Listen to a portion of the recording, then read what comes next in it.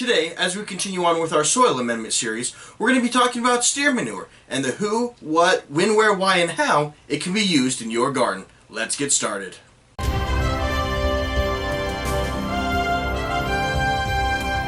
Have you ever been walking down the street, minding your own business, and you hear a squish? This is very, very bad. Oh, icky, go. And so you look underneath your feet. You realize that you've just stepped in poo. No, not that poo. I'm talking about this poo. Specifically, I'm talking about cow manure. And instead of just wiping it off, doing the weird foot swishy motion in the grass, you think to yourself, maybe I can use this and actually put it in your garden, put it to some good use. Well, that is what we're going to be talking about today.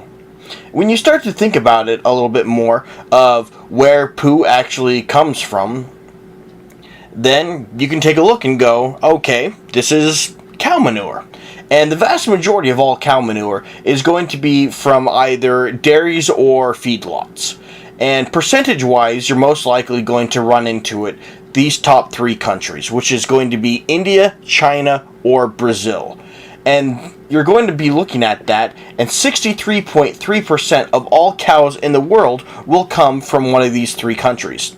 Now, yes, it is very likely that you'll run into it in many other parts of the world, considering just how many cows there are. In fact, there are over 1 billion cows in the world. And with that, they will produce a significant amount of waste.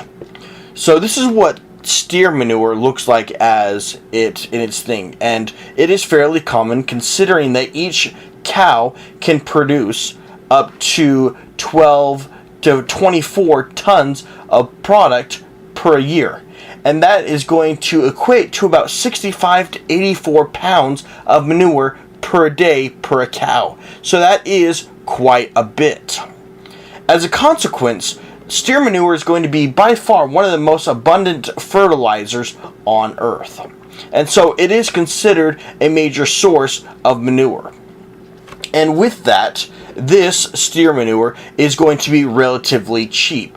As of right now, in the fall of 2018, it's not going to be uncommon to find a 1 cubic foot bag of material for around $2. That's according to local prices around my area in the United States. It could vary based on other regions of the world, but because it is so common, it is very likely that it will be relatively cheap.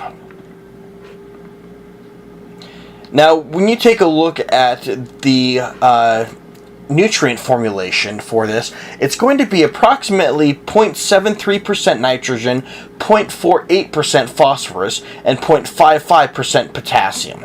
However, this formulation can change based on the local environment and the food that the animal is eating.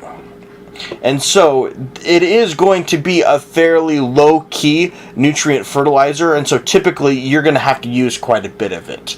In its raw form, it's going to have a pH of about 8.5. However, it can be as low as 7.4 within soils. So typically you're going to want to compost it.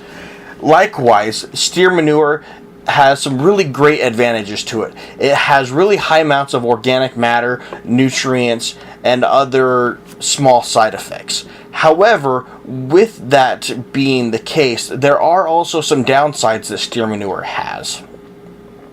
With it being of a cow, it tends to have a lot of salts in it, so it could be potentially hard for your soils because it will add a great deal of salt. And so typically you'll want to dilute it by putting it into some type of a compost.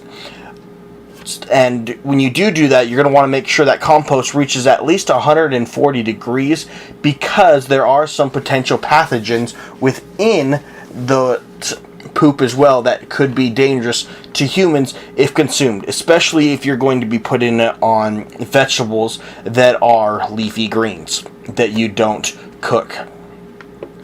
When you do look at it, though, with all the great benefits, the really great thing about it I like is that it can be put on multiple times throughout the year.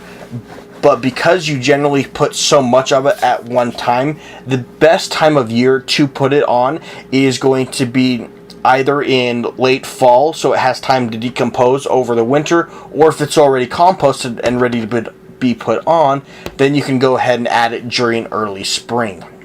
Your application rate for it is going to be approximately 40 pounds per you're going to be looking at about 40 pounds per 100 square feet. Because it is so low in the nutrient formulation, you're going to need quite a bit of it for a small area, but that's okay considering how cheap it really is. As mentioned before though, as great as steer manure is, there is a downside that does have some potential pathogens in it, and so you will want to make certain that you fully compost it before adding it to your garden. If you do choose to handle it in its raw form, you may want to be a little bit careful considering it can have some small dust particles. So if you are concerned about that in its raw form, go ahead and use a dust mask and some gloves. I personally don't use them, but if you are concerned, it certainly doesn't hinder it at all. For myself, after I'm done handling the manure, I just make certain to thoroughly wash my hands, and you should be perfectly fine. Normally, when I do choose to use steer manure, I like to add it to my compost, and then add it to strawberries, so that way I can get great fruit to add to either my cereal, or have a great treat with my ice cream.